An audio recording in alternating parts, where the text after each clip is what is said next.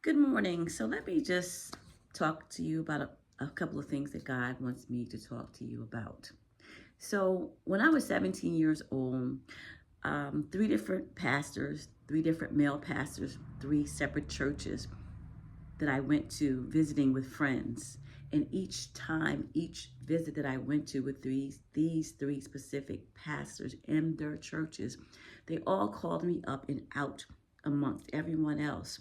And they all said the same thing to me. Many are called, few are chosen, and you are chosen. So from that point on, a lot of interesting, and I would have to say, um, disheartening things begin to happen to me in my life, which I will share more in other videos, and I already have in some videos on my channel. So when I was 24, I remember that I decided I wanted to stop clubbing because that was really the stronghold of my life. Clubbing. I love to club. I love to party. You know, everyone has at least one or had a stronghold on your life. Some, of us had many, but that was my stronghold, partying and clubbing. And it just seemed like I couldn't shake it. The closer God was pulling me to him, I began to realize how much of a stronghold it was because I couldn't shake it. You know, I love to party. Me, one of my friends, one of my brothers, we were the life of the party all the time. We create dances, make dances. I was known for dancing and rapping. I could dance and I could rap, and that was my lifestyle at a young age growing up. Um, so when God was calling me closer, because I grew up in church, but then when I got 17, began to do the club thing, hang out with people, in another environment. It wasn't no more just home and school dances. It was kicked up another level where, there's level in different things that you do. It makes those things stronger. I don't know if anyone understands what I'm saying, but just listen. So I began to ask God when I realized it was something that I couldn't stop on my own to for him to take it away, for him to take the desire for me to want to party all the time and go to the club all the time, and for him to do whatever he needed to do to draw me closer to him and to break this stronghold off of my life, even to take the desire away. I had to pray that.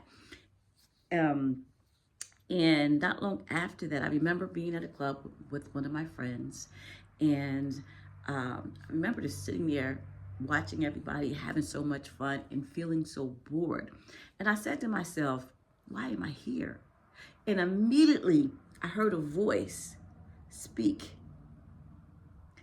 Out of all that loud music, I heard a voice here say, yeah, why aren't you here? And it was loud to me. And I began to look around and say, oh my God. That day forward, I had never stepped foot into another club to go party. And I know it was God. And it wasn't that the urge stopped right away. Matter of fact, I found out that I had to, this is me, I had to stop listening to a lot of the worldly music for, I think it was about 2 or 3 years. Because it was almost like, because for so many years growing up, music is good, but then music can be tainted.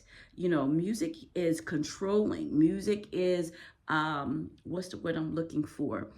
It can, it can soothe you. It can make you angry.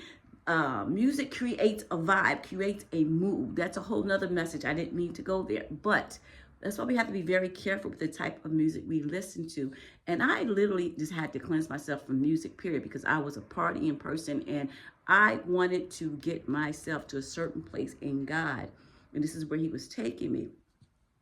And it wasn't until I joined a church, and the pastor that God led me to began to teach about music. And he began to talk about how it's not music that's the sin, it's the words that make music sinful, and how you have to guard your spirit. And that's right during the time where I had just came off from not listening to music for about 3 years, 2 or 3 years. So at that point, I began to go back to listen to jazz, Of course, mostly gospel, but I would go old school R&B. Just depends on what it was. But you have to learn. You have to get some wisdom. But God delivered me of that stronghold. And then I'm going to share one more thing. I'm going to get off of this one. So then I was 27, and I had been through a series of heartbreaks, at a young age. I'm not going to say series, a few. Of different things that happened in life, including relationship. It wasn't just like a man, like family, job related, just issues, relationships. So I had a lot of pain, a lot of hurt. And I remember it had pulled me back a little bit from God, from all the hurt that I had suffered. I had even stopped going to church for a while because some of the hurt had came from the church. And this is how the enemy gets us, because he makes us think that if you get hurt in the church, you leave. And, a lot of people, you get hurt everywhere else, and you don't do that. Nonetheless, because we expect people in the church to be different.